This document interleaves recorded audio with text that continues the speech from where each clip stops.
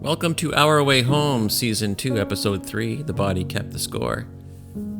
This is a place for the quiet work, the kind that doesn't rush to answer, the kind that listens before it speaks. In a world moving faster than our hearts can sometimes follow, this is a space to slow down, to notice what you're carrying, and to remember what still belongs to you. Season 2 is about living honestly in a world that's changing quickly.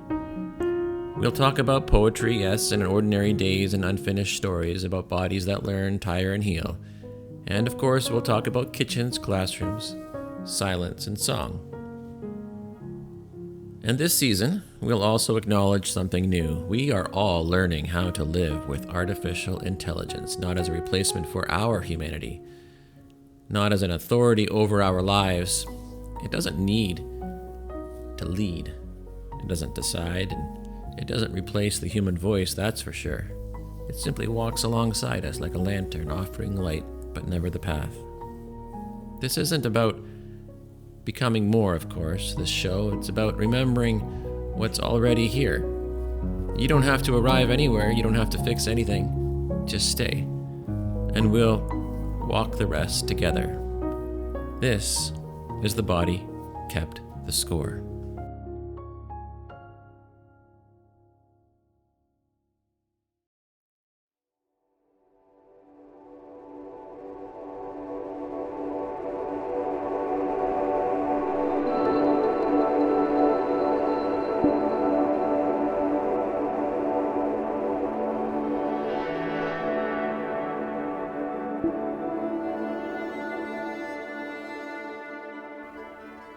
There is a moment when the body speaks and we finally believe it.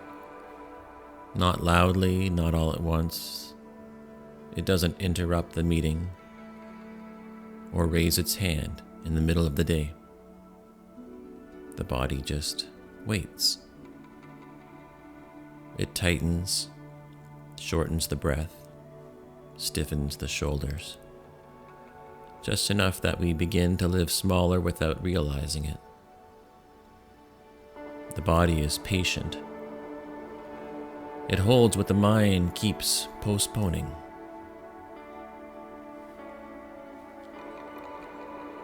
We live in a culture that rewards endurance.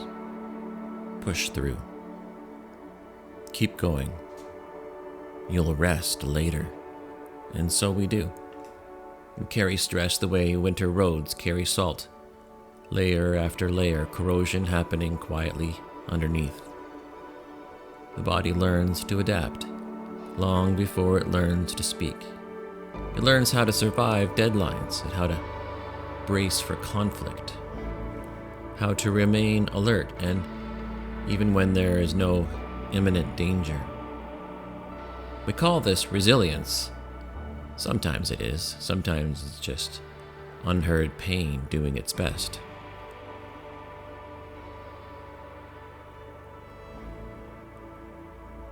In Canada, the seasons teach this lesson clearly. If we're willing to watch, winter doesn't arrive suddenly. It hints first. A sharper wind, earlier darkness, the body adjusting before the mind agrees. We layer up, hunch slightly, and move differently. By the time the cold is obvious, the body has already changed. This is how stress works too. This is how grief works too, and how adaptation works. By the time we notice something is wrong, the body has already been carrying it for, years. There are stories we tell ourselves to stay functional. I'm fine, I'm just a busy season. It's just a busy season. It's just busy. Everyone feels this way, sometimes the body doesn't argue, it just remembers. It remembers the nights you didn't sleep, the conversations you swallowed, the fear you normalized. It remembers the moment you said, "I'll deal with that later," and quietly became later. I didn't understand that until my body stopped cooperating. Not dramatically, not all at once, just resistance. IBS, headaches, so on. Fatigue that didn't respond to rest, a heaviness that didn't match the day, and a sense that my body was no longer willing to be managed. And I understand that now as it wasn't betrayal. It was just communication. You see, the body is not a machine. It's a record. Every experience leaves an imprint. Not just trauma, but love, effort, vigilance, restraint. Muscles remember tension, breath remembers fear, posture remembers responsibility. And the body, it doesn't forget. It doesn't forget what the mind reframes. You can tell yourself you're okay. You can still carry the cost physically. The body does not care about our narratives. It cares about safety. I believe this is why healing is not linear. You can understand something and still feel it. You can forgive and still ache. You can move forward, still carry the weight in your chest. This doesn't mean you're failing. It just means that your body is being honest with you.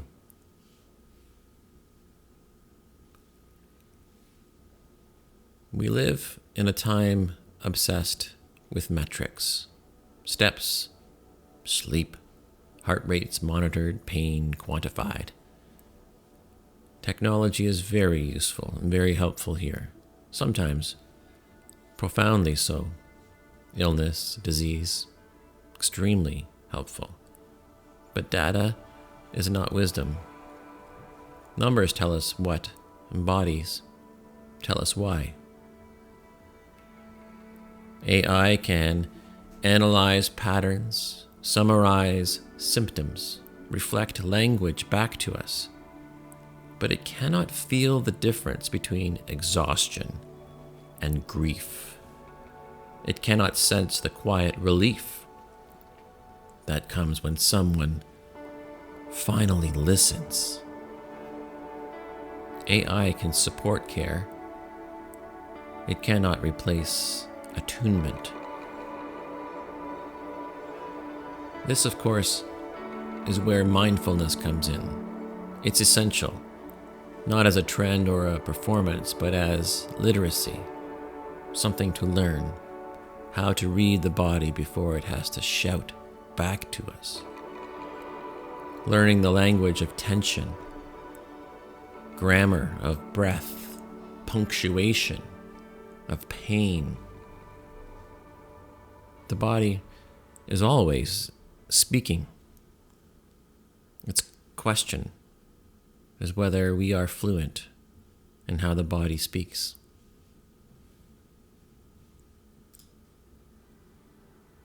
There is a moment just before the body shuts down, before illness forces some rest and burnout names itself. A moment when the body whispers, "Slow down. Stop reaching. Put something down."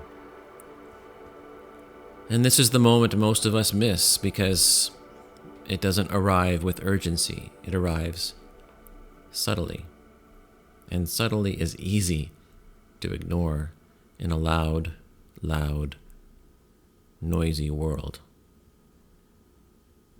But if we learn to notice that moment, to respect it, the body does not need to escalate. The body does not want to stop us. It wants to keep us alive inside the life we're living. Listening to the body requires compassion, not discipline or control. Compassion, of course, the willingness to believe what the body is saying without arguing, the courage to rest before permission is granted, and the humility to accept the strength, including stopping. This is not weakness. I would say this is called maturity. I no longer ask my body to keep the score quietly by itself. I ask it questions. What do you need today? What can wait? What have I been carrying too long?